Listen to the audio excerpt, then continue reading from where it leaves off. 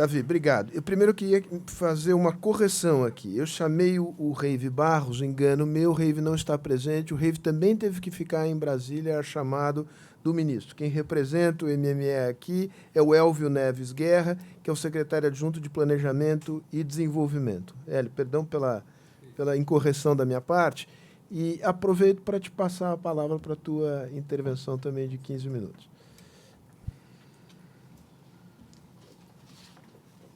Primeiro, quero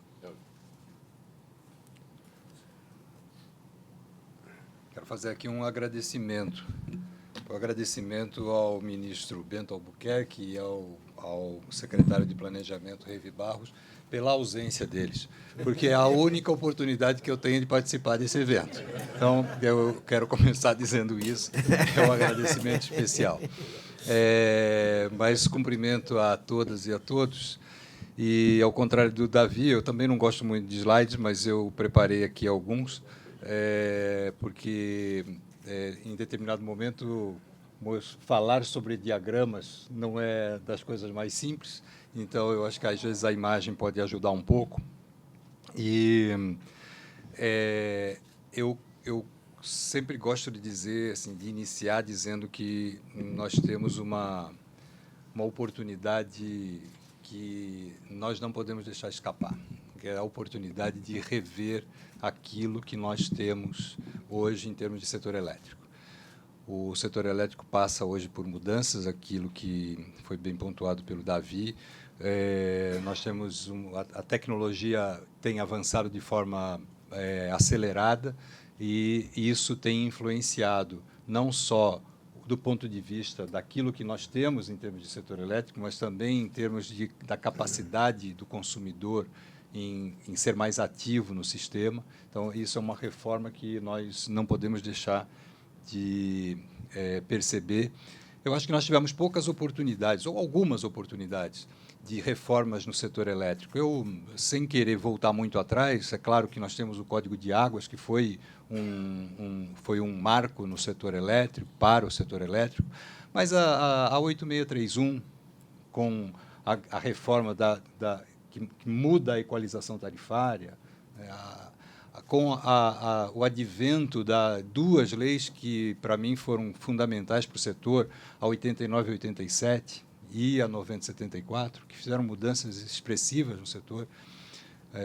Acho, inclusive, que a 89 e 87 foi de relatoria do então senador Fernando Henrique, se eu não estiver enganado. Não foi, eu assumo agora. E o que aliás, foi um documento extremamente importante.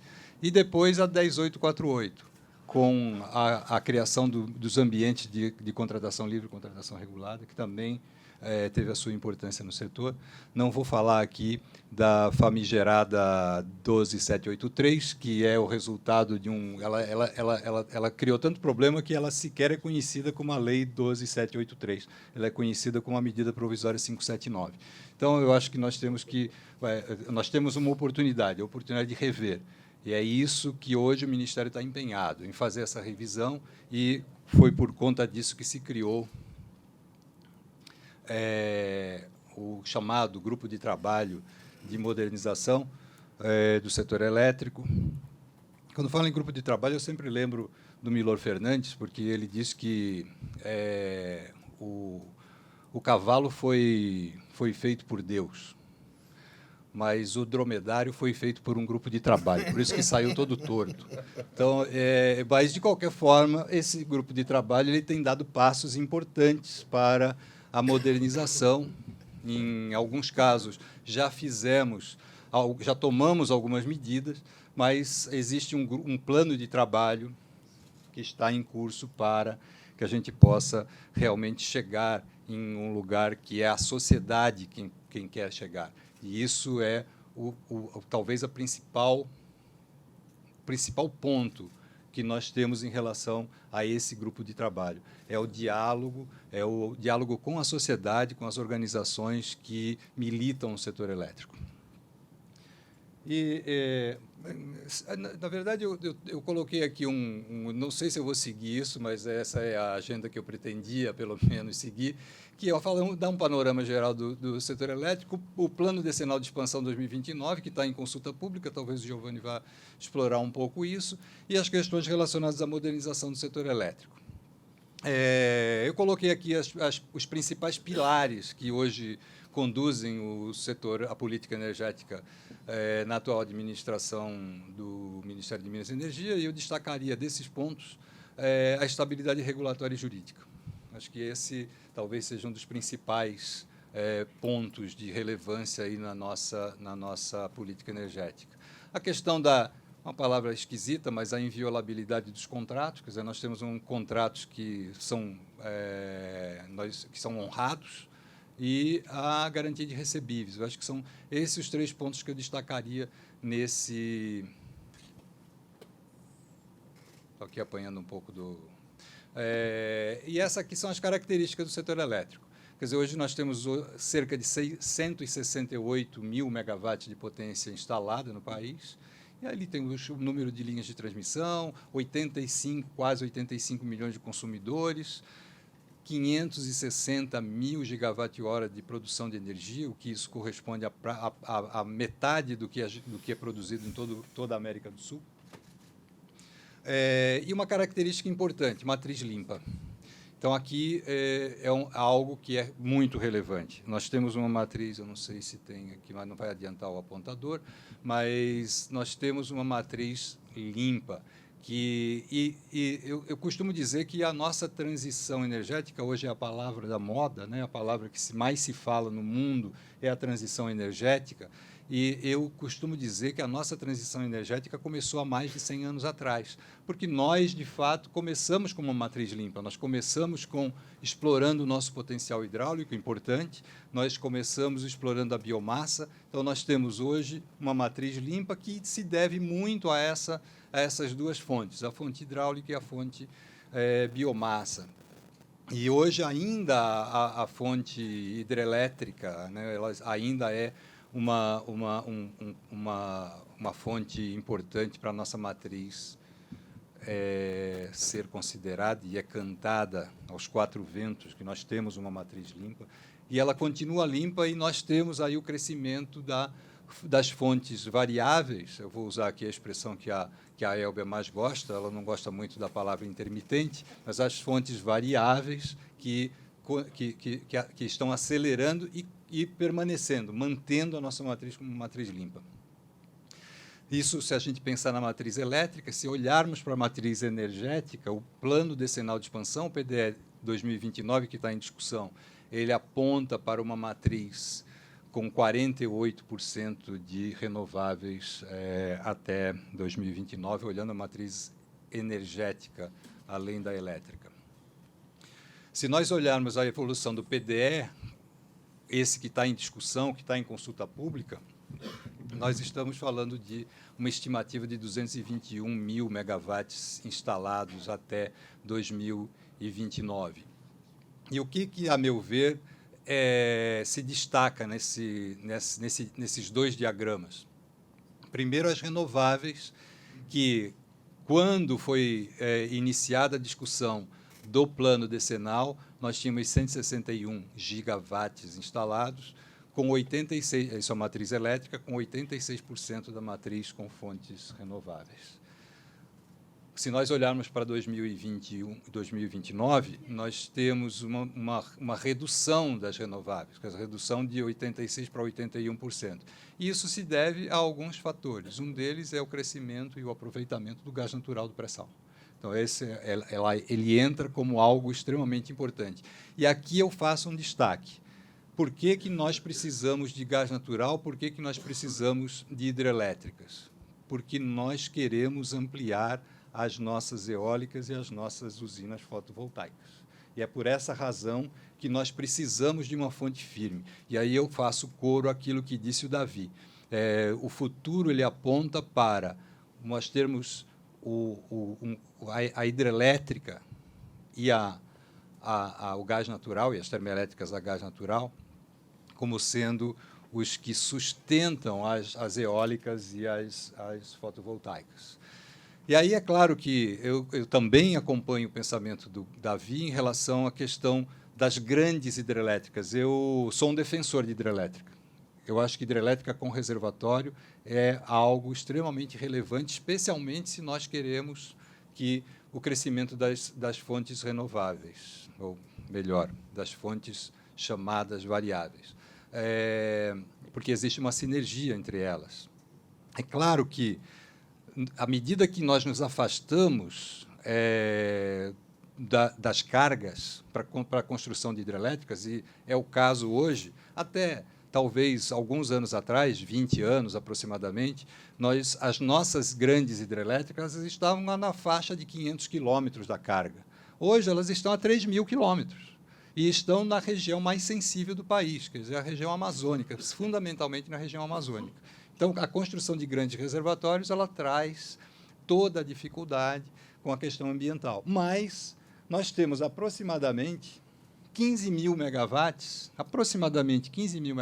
estimados pela EPE, o Giovanni depois pode confirmar esse número, mas aproximadamente 15 mil megawatts das chamadas médias usinas, aquelas usinas que estão entre 300 e 400 megawatts, que estão na região sudeste e centro-oeste, que são extremamente relevantes, talvez um pouco no sul, o sul muito mais com pequenas centrais hidrelétricas, aquelas usinas abaixo de 30 megawatts, mas, de qualquer forma, nós temos aí uma possibilidade de exploração desses empreendimentos de média capacidade. Mas as grandes hidrelétricas, pelo menos hoje, elas não têm muita viabilidade. Quer dizer, as grandes usinas elas tendem a esperar um pouco mais para entrar no nosso mercado.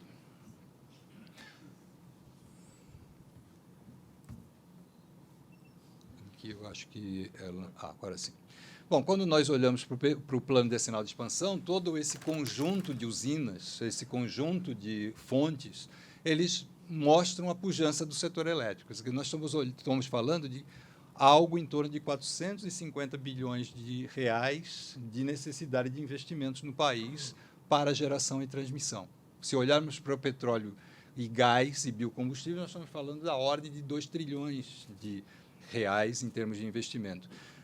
A geração centralizada correspondendo a 300 bilhões de reais no horizonte 2029, a geração distribuída correspondendo a quase 20% da geração centralizada. Isso é expressivo, é significativo. Não é por outra razão que tanto se discute a geração distribuída no país, quando nós falamos, e aí tem aquela coisa dos estigmas também, e da forma equivocada, às vezes, com que comunicamos, com que falamos sobre a geração distribuída.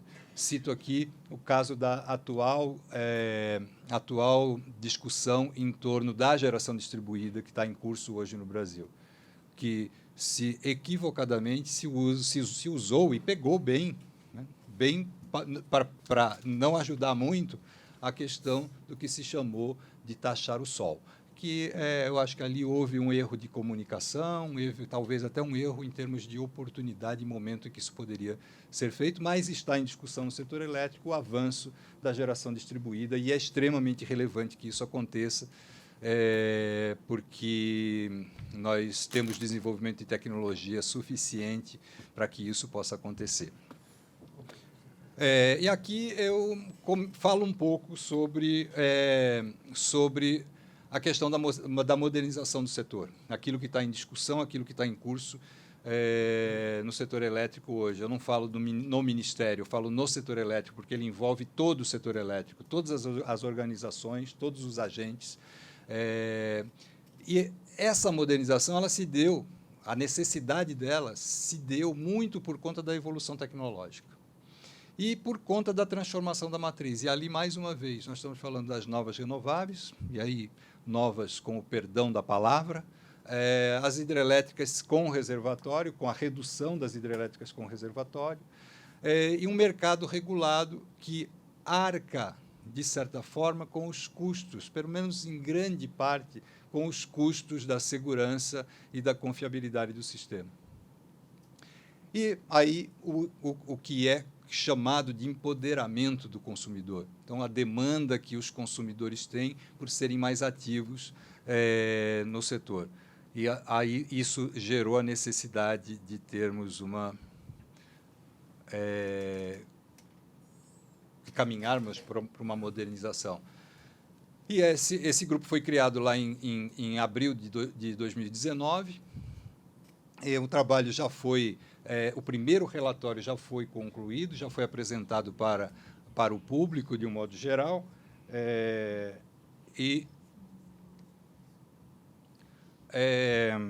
acho que o meu telefone está dizendo que acabou meu tempo, mas, de qualquer forma, eu vou concluir rapidamente.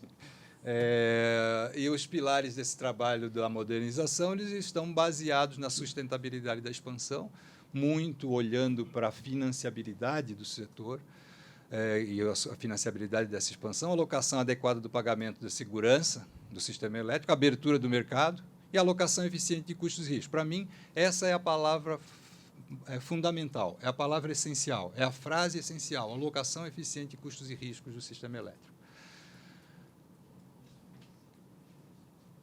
E esse trabalho ele tomou por base, primeiro, a consulta pública 33, que eu acho que é de conhecimento de todos, que foi iniciada lá em 2016, que depois resultaram em 2 projetos de lei, o projeto de lei 1917 e o projeto de lei 232, que tramita no Senado, e o primeiro na Câmara dos Deputados. Eles traçam esse conjunto, CP33 e os 2 projetos de lei, eles traçam as diretrizes para atualização e aperfeiçoamento das regras setoriais.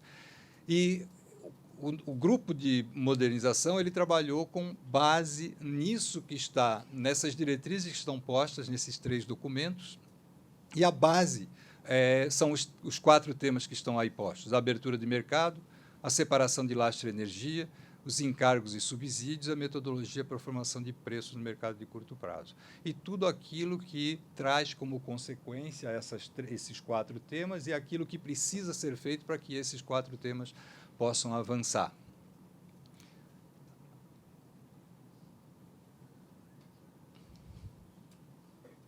De vez em quando ele falha um pouco, eu não vou me prender a isso, eu só quero voltar a esse slide, o slide anterior, que eu não estou conseguindo comandar por aqui. Espera aí que o Wilson resolve. Obrigado, Wilson. Então, na questão da abertura do mercado, eu acho que esse é um ponto extremamente relevante, que tem que ser feito com todo cuidado, com toda a cautela, porque nós estamos falando de algo que nós não podemos trazer com a abertura de mercado o que nós costumamos chamar de legados danosos para as distribuidoras e para os consumidores que não optarem pela livre comercialização. Então, esse é algo que precisa ser feito com cuidado. E aí nós estamos falando, a rigor, nós estamos, por trás dessa questão, está a alocação eficiente de custos e riscos para o conjunto de consumidores, para o conjunto dos agentes. E isso leva à discussão da separação de lastro e energia. E antes de se falar em lastro e energia, nós precisamos falar de critérios de suprimento. Então, quais são os critérios de suprimento que podem fazer com que nós no futuro, tenhamos essa separação, essa discutida e algumas vezes polêmica discussão em relação à separação de lastro e energia, sendo lastro aquilo que deve ser pago por todos os consumidores. Hoje nós temos um conjunto de consumidores que arca com o pagamento de lastro, que são os consumidores que estão no mercado regulado, e os consumidores que estão no mercado livre pagam parcialmente por esse lastro. A questão de encargos e subsídios, que são também um tema extremamente relevante, extremamente importante, porque, de certa forma, eles artificializam a tarifa. Então, nós precisamos olhar com o rigor necessário aquilo que nós temos em termos de subsídios no nosso setor.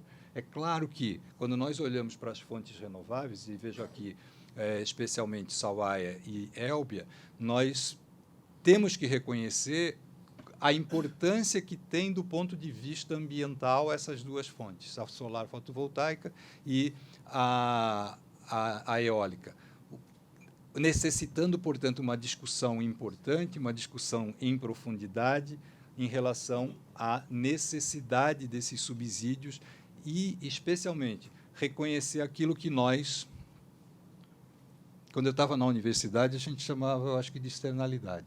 Agora chama de atributo. Então, nós temos que olhar um pouco para os atributos das fontes, e elas têm esse atributo, que é o atributo do benefício ambiental que elas têm. E, para finalizar, a questão da metodologia de formação de preços no mercado por curto prazo, daqui da mesma forma, nós precisamos olhar isso com a devida cautela, nós não podemos acelerar esse processo. Se acelerarmos, temos o risco de derrapar na curva, nós precisamos tratar com todo cuidado, com toda a atenção a como se dá a formação de preço no mercado de curto prazo. Eu vou pular esses slides e eu coloquei aqui alguns dos planos de ação que estão em curso nessa discussão da modernização, mas eu não vou me deter neles. A racionalização de encargos e subsídios, a gente tem uma previsão de implantação até ao longo de 2020 e a separação de lastro de energia até 2021. Eu acho que é isso. Eu agradeço a atenção de todos.